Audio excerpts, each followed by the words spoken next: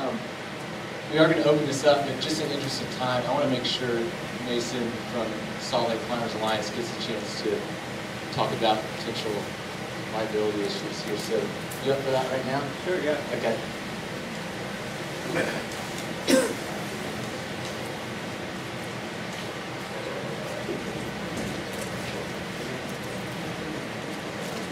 All right.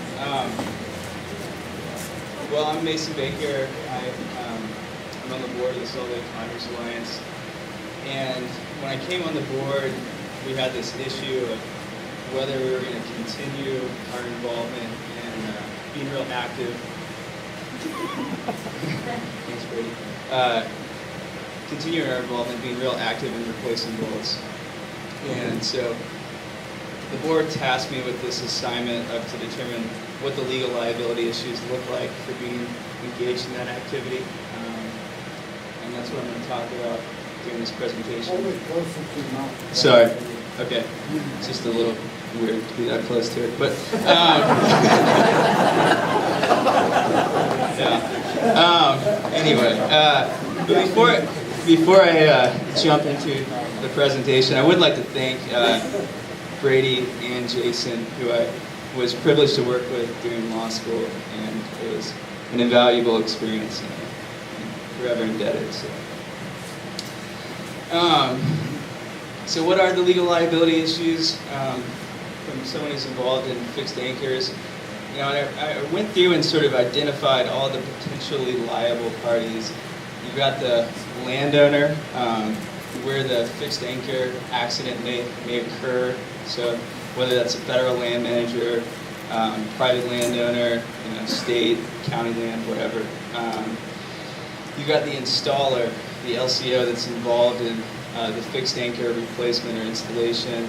You've got the fixed anchor manufacturer, and of course you also have the potential that the other climbers who were there when the accident occurred might be liable. I'm really just going to focus on the first two, the landowner liability and the potential LCO liability.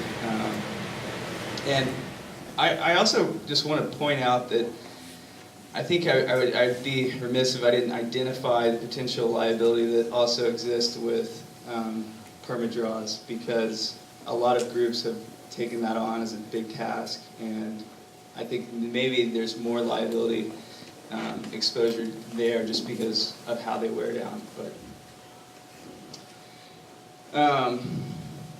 and as Greg mentioned, LCOs might not be liable just by virtue of they're not deep pockets, so they might not be a good defendant in a lawsuit. But I think there's the risk that exists, so I'm going to run through it. And I'm also going to talk about, just real quickly, what liability exists from a federal land manager perspective, because oftentimes I found that federal land managers, try to set up this wall because they say, oh, well, I don't want to get involved with this because there's this liability exposure, and hopefully I can sort of dispel that myth to the extent that the case law and the statutes support that. So just a brief outline. I'll talk about the federal land manager liability. I'm going to run through a potential hypothetical legal claim throughout the presentation, and then I'm going to talk about the adoption of best practices as a way to minimize liability, and also about maybe getting general liability insurance as another way to mitigate against being sued. So the hypothetical climbing accident, we've got Garrett the Gumby gets injured while he's climbing an American Fork Canyon, which is on U.S. Forest Service land. And just for the purposes of the hypothetical, let's just say that the accident was caused by the failure of a fixed anchor, and we don't need to necessarily dispute the cause of the accident. So Garrett the Gumby brings suit against the Forest Service. So when the Forest Service is being sued, the basis for that claim is most likely going to be the Federal Tort Claims Act. And what this act does is it waives the U.S. government's sovereign immunity. Sovereign immunity is the principle that the government cannot be sued. It's a hangover from feudal England. So we brought that over. We adopted that principle. What this statute says is we're going to waive that immunity. So we're going to allow you to sue us if you can establish that we've been negligent or one of our employees has been negligent.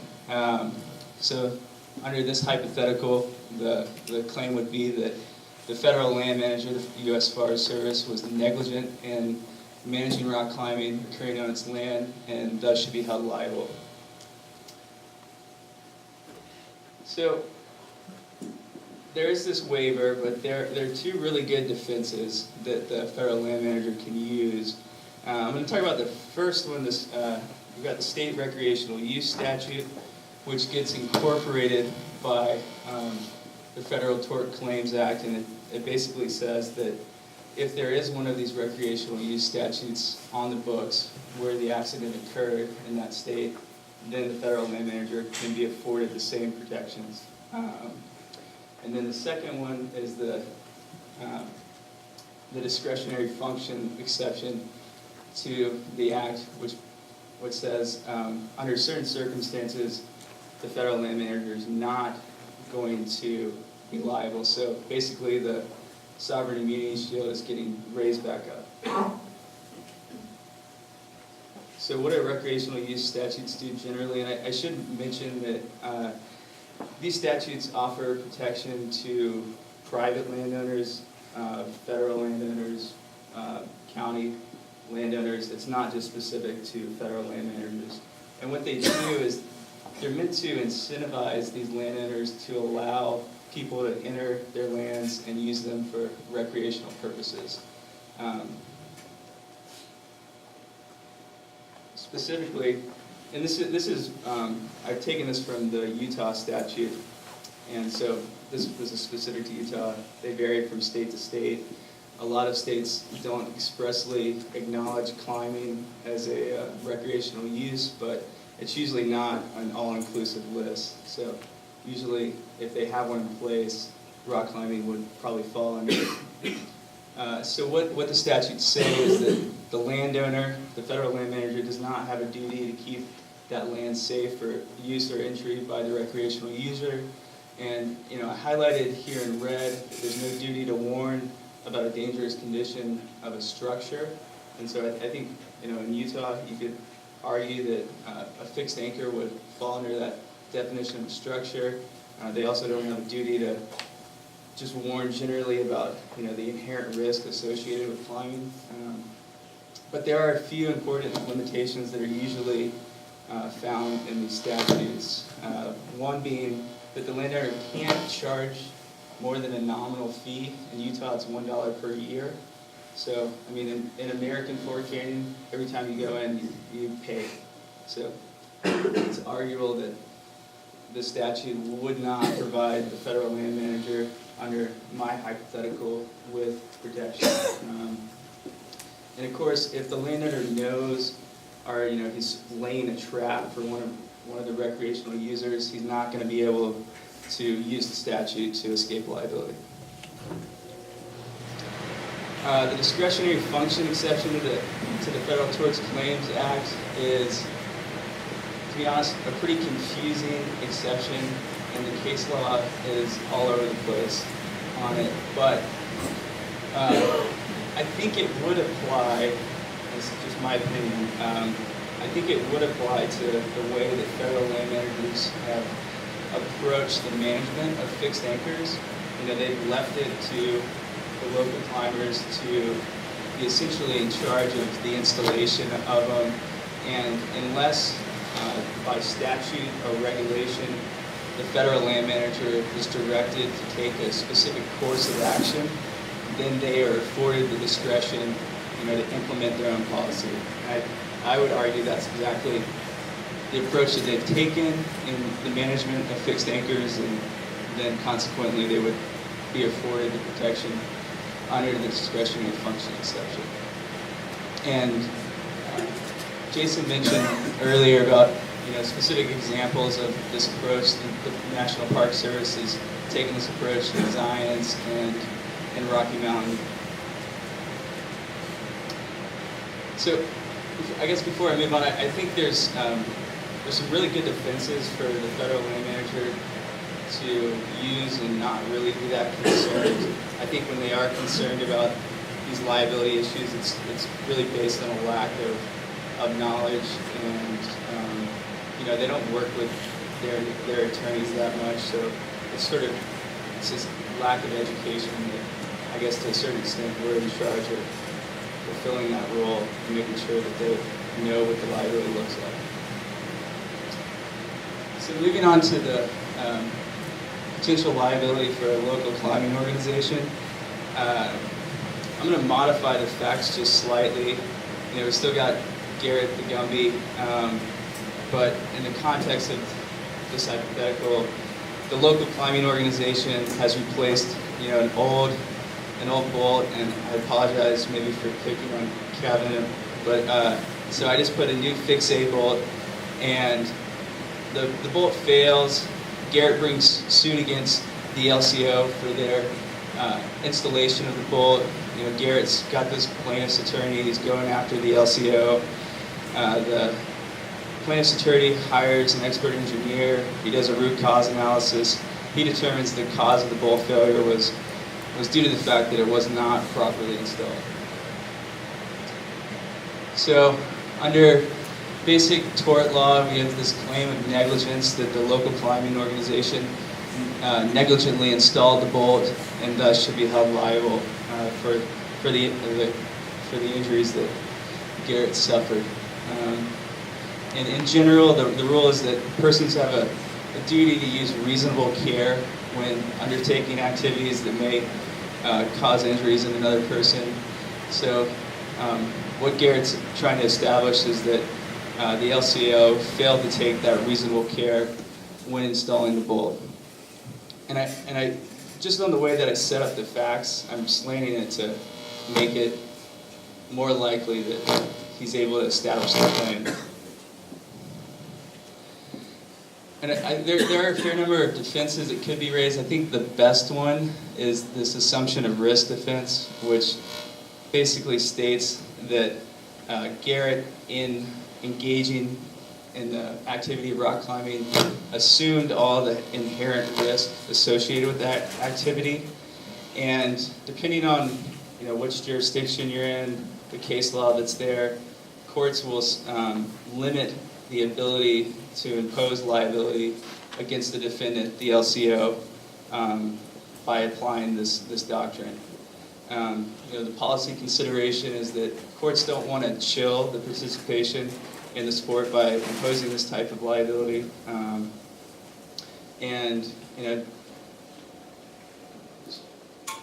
Excuse me, Mason? Sure. Is there any precedent whatsoever in a case like this? That's Anywhere yeah. in the country? Well, that's a good question.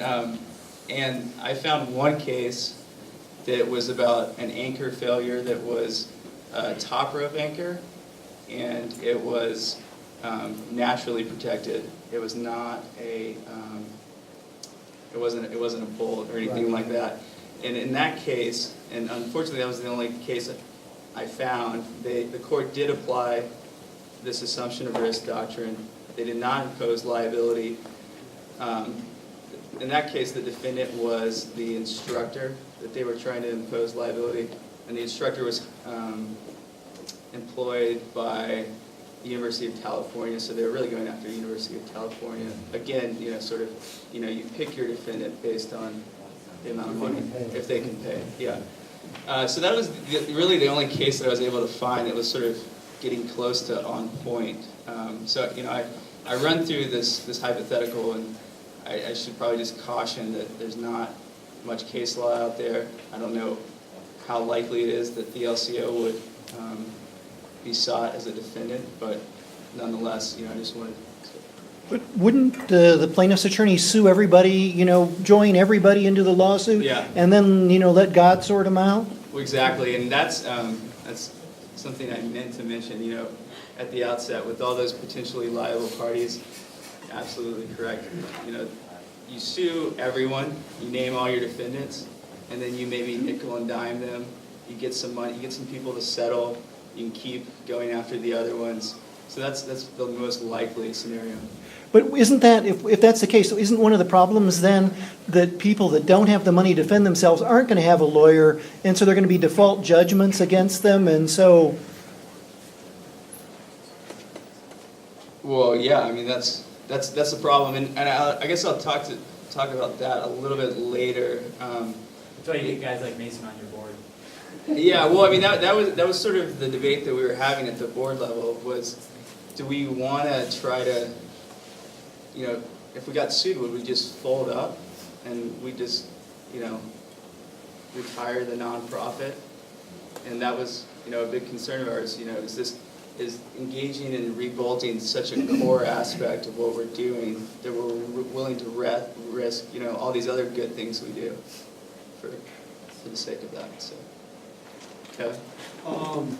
Randy Vogel's a good friend of mine. He has been my attorney and advisor from the beginning of when I came with this hardware. And without going into a lot of detail, you know, I have liability coverage. I've been involved in a suit, and I've watched a whole bunch of people, you know, get named in that suit and learned a lot about stuff I didn't know. So, you know, that said, it's a real aspect of what we're doing for sure. Yes, I have a question.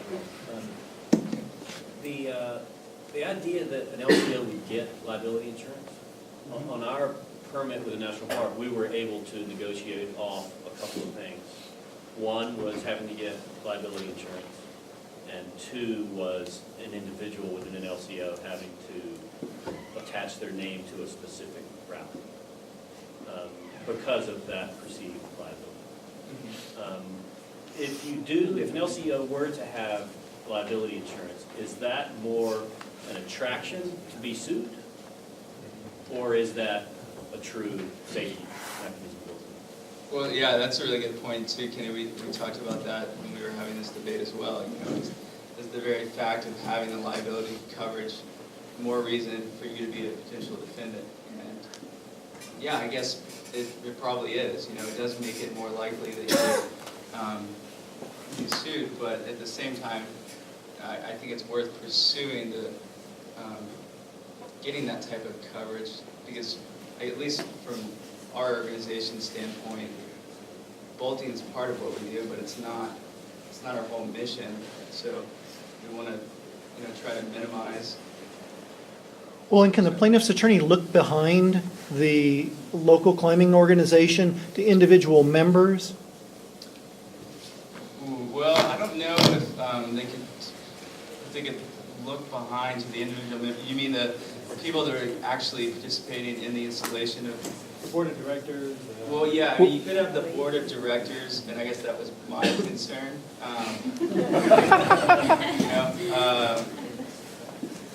May I ask a related question, Mason? As a guidebook publisher, something I've struggled with is, you know, especially for sport areas, recording indelibly in a guidebook equipped by Joe Kinder.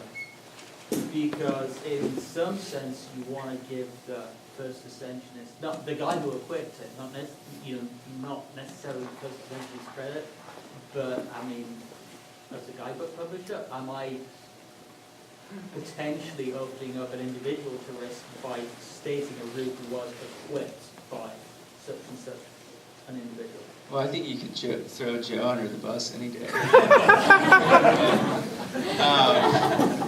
I don't know. You know, I haven't really thought about that too much, but I think so. I assume so. You know, I mean, you're identifying the party that engaged in the activity. Of course, I mean, with any of these claims, they're so fact specific. I mean, it's real difficult to come up with any sort of general comfort on any of these potential claims. Jason. Talk a little bit about protections for directors, officers and directors. So let's say the LCL doesn't get the insurance policy, but there are other filters that protect officers and directors. Yeah, I know so getting some like states have laws and then there's other insurance options. But that might present the same problem as those. yeah, I don't know if you had sort of D&O coverage, if, I don't think most, I don't know, I don't think D&O coverage would necessarily protect you for this type of thing. I'm not sure that. But that's usually malfeasance by the directors against an employee or whatever. Yeah. But a lot of states have protections for nonprofit directors. States, I don't know if you have it. Yeah, I think they do, but I haven't looked at that too much. In our case, what occurred was, so we were in a position that financially that insurance was a burden for us to do. And what it came down to is they basically went to the regional attorney who advises them on this stuff.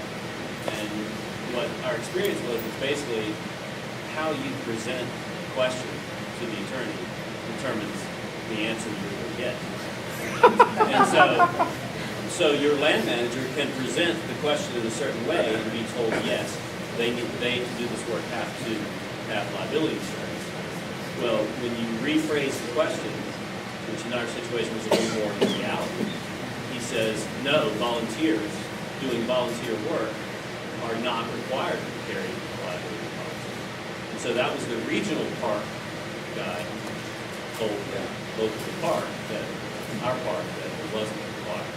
So, We've all had to relevant. sign volunteer forms, though. We had to sign off as volunteers on a release form, though, in order to be part of that policy. Well, yeah, and the volunteer aspect, I mean, that's sort of a different question. I mean, that's in order for you to be allowed to engage in the activity. I mean, the analysis I was looking at was, would the LCO be potentially liable in the event of a fixed anchor failure? So, I mean, like you said, if you change the way the issues stood, you get a different answer. Julie? I'm Julia with the Sully Climbers Alliance. I just wanted to ask maybe Jason or Brady why the Access Fund has steered away from bolt replacement work. Is it because of the liability? And should we follow suit? Well, I think we do have our legal committee looking at it. We just went through a strategic planning process with the Access Fund, like, okay, what's next 3 years? What can we do best to serve the community in climbing access and conservation? So we're looking at that. I think a lot of it's been about focus, and we're a pretty small organization with a hell of a lot to do all across the country. And one of the great things about our organization is that we have been really focused over the years. But we are looking at it. You know, it just occurred to me, and this is just a little anecdotal observation. You know, how many people here know someone who was either seriously hurt or killed in a climbing accident? How many people here know someone who's been sued because of fixed piece protection that they put in? So the risk, we're putting a lot of time into thinking about it, but you're far more likely to get hurt or killed climbing than you are at this point to get sued because of a piece of protection put in. And I'm not in any way saying that we shouldn't be analyzing this risk, but it's an unknown quantity right now. And for those of you who are volunteers, you want to make sure that your life savings is not at risk because of what you're doing in your free time to try to make the world a slightly better place. But on the other hand, you know, it hasn't happened yet, and so I think it's an unknown. Julie also Yes, I have a comment on that. I mean, right now, no one's been sued for installing something, but more and more the LCOs are growing and they're coming to manufacturers requesting gear. And it's one thing if an LCO or an individual buys the equipment, installs it, and something goes wrong. But if it's donated to the LCO by an organization, and the climbing companies are sued almost monthly for any sort of accident, like Mason said, if there's something, everyone gets named, and the climbing companies themselves are have a larger pocket. And so if the climbing companies are donating this product to the LCOs that goes in there, I think the potential for those lawsuits probably comes up in that way, more towards the manufacturer, and that could be more of an issue to where in the future you know, if that happens more and more, then support for LCOs to do that type of work by donations could be in jeopardy. Why would it matter if it was donated versus bought? I mean, it's still the same product, right? It's still the same hardware. What is the difference? I'm asking. I think if you buy something, you're taking on a little more of that liability than if it's donated. It's just the chain of ownership. If it's donated to that, could be. The thing is, the climbing companies are gonna get sued, the manufacturers are gonna be sued anyway. Right. If I Yeah, it work doesn't matter. with him and he works with Petzl, an accident that involves not a stitch of Petzl gear, but is involved with at-height work or climbing, Petzl will be named in the lawsuit. Black Diamond will be named, Fixie will be named, anyone who makes that kind of gear, even if it wasn't their gear that was used, will be named in that suit. Yeah. And one of my fears is that this is going to be a vector for regulation. Somebody's going to get hurt really badly, the land manager's going to get sued because they're going to sue everybody, and then, well, I don't want to have climbing on my federal land anymore, let's just ban it and we won't have to bother with these bastards anymore. Well, I'm just gonna wrap up really quickly. So,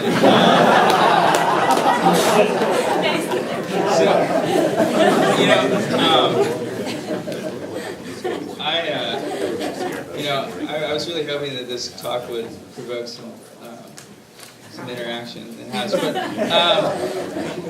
so, you know, I was thinking, you know, moving forward, what can we do as local climbing organizations collectively to minimize the risk? And I'm of the opinion that adopting some sort of collective best practices would be beneficial if done right. You know, I'm totally open on how that gets manifested. There are some cons with doing that. You know, it does sort of create more of a standard of liability. You know, if you depart from it, then, you know, that departure looks bad, especially if there's a lawsuit. But at the same time, I think with respect to obtaining insurance coverage, I think if there was some sort of uniform, you know, throughout the U.S., we came together and came up with best practices for the installation, replacement of fixed bolts, it'd probably be easier to obtain general liability coverage for this activity. When we went and looked as far as getting the coverage, it was cost prohibitive. You know, and I think, you know, there's a lot of things you need to be concerned about. You got to be totally upfront with the insurance company about what you're doing. I spent a year at work doing an insurance claim where we were debating whether it was a covered loss, you know, whether the policy had really been triggered. So you'd have to be really frank with them and exactly what you're doing.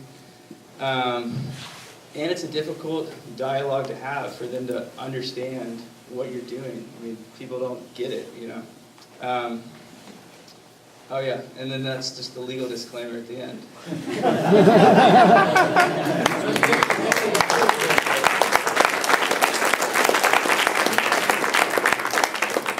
So you guys didn't buy insurance at the end of the day?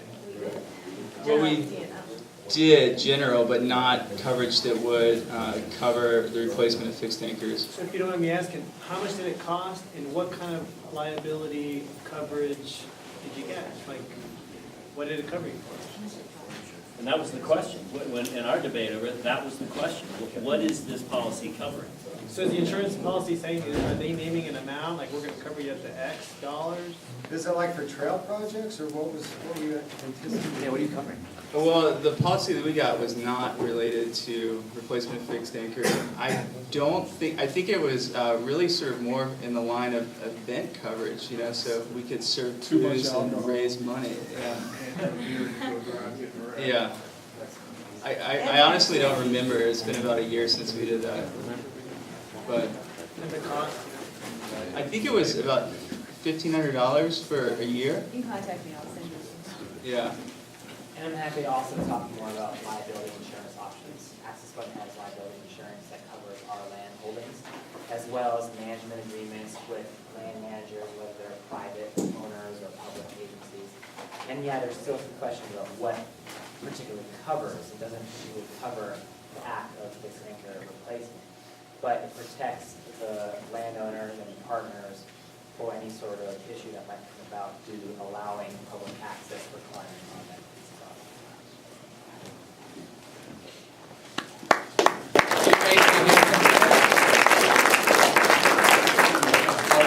gonna have lunch now, and then we're gonna reconvene with the same panel and dive in.